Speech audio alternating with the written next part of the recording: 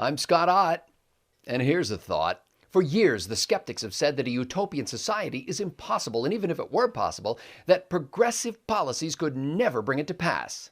That is why there are no statues of skeptics. Not only does a progressive utopia already exist, it's practically right next door.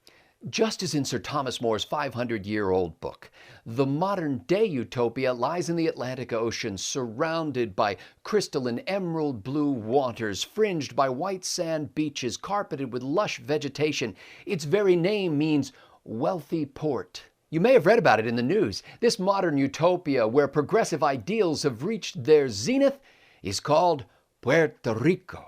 With its strong centralized government, intense regulation of business, generous helpings of federal aid, and powerful labor unions, Puerto Rico has virtually solved the civil rights issue of our day, income inequality. The New York Times decries it. President Obama bewails it. It's the rallying cry of Democratic presidential candidate Bernie Sanders.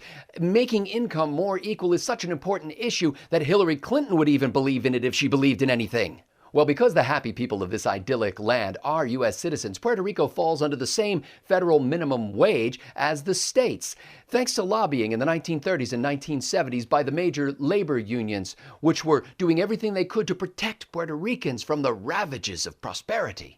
But unlike the mainland, where the minimum wage is equal to a mere 28% of per capita income, on Puerto Rico, it's 77%. That means that the lowest paid Puerto Rican makes almost as much money as the average Puerto Rican. Behold, the progressive cure to income inequality. As a result of this relatively equal distribution of income, 12% of Puerto Ricans don't even have to work, and for teens and young adults, it's twice that. Now, the skeptics refer to this as the official unemployment rate, but it's even more utopian than that, because the workforce participation rate is only 43%, which means that 57% of Puerto Ricans aren't even struggling to find work anymore. What a relief. And speaking of relief, 37% of Puerto Rican households receive federal food stamps. That's even better than Mississippi. And as former House Speaker Nancy Pelosi once noted, getting Puerto Ricans on food stamps gives Puerto Rico the biggest bang for the buck. Bang! Plus, like Obamacare, as Pelosi noted, getting more people on food stamps means there will be many more people who can pursue being an artist or a writer without ever having to worry about getting a paycheck now or ever. Bang, bang! And being unshackled from a job has given a lot of Puerto Ricans the opportunity to take long vacations to more exotic places like the Bronx in New York City or Humboldt Park in Chicago, which must be a terrific place to live because more and more Puerto Ricans are moving there, even though it has the second highest murder rate in Chicago. Bang, bang, bang, bang, bang, bang. In fact, so many Puerto Ricans are taking long vacations that the population of the island is shrinking faster than almost any place in the world. And you know what that means. More pie for those who remain behind. Nom nom nom nom nom nom nom. Nom nom nom nom nom nom nom. In addition to winning the war on income inequality, the government of Puerto Rico has followed the progressive recipe of owning major industries like power, water, sugar, telecommunications, shipping, and tourism. The government has also progressively made huge investments to stimulate the economy. The government of Puerto Rico even invested $72 billion that it didn't have by selling bonds that it couldn't repay.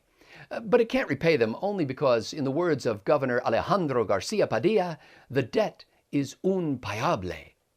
Bada bing, bada bang. And finally, for you skeptics who say that government can't create jobs, I'll have you know that 1 in 4 working Puerto Ricans works for the government. That's a higher rate than even the Washington, D.C. metro region. And that doesn't even include all the government-owned industries.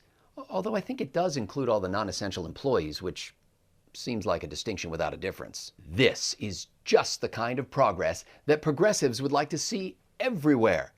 And who's to prevent it? So the next time some skeptic tells you that progressive policies could never lead to a utopia on Earth and will only lead to economic disaster, well, you just point to Puerto Rico. Can we create a progressive utopia right here? Si se puede. Si saw playdate. Si blue suede. O say can you see day. Si pepe le pew day. Si anemone. Se pewe. Si se pele. Si my pone. Jet black pone. I'm Scott Ott. And there's a thought.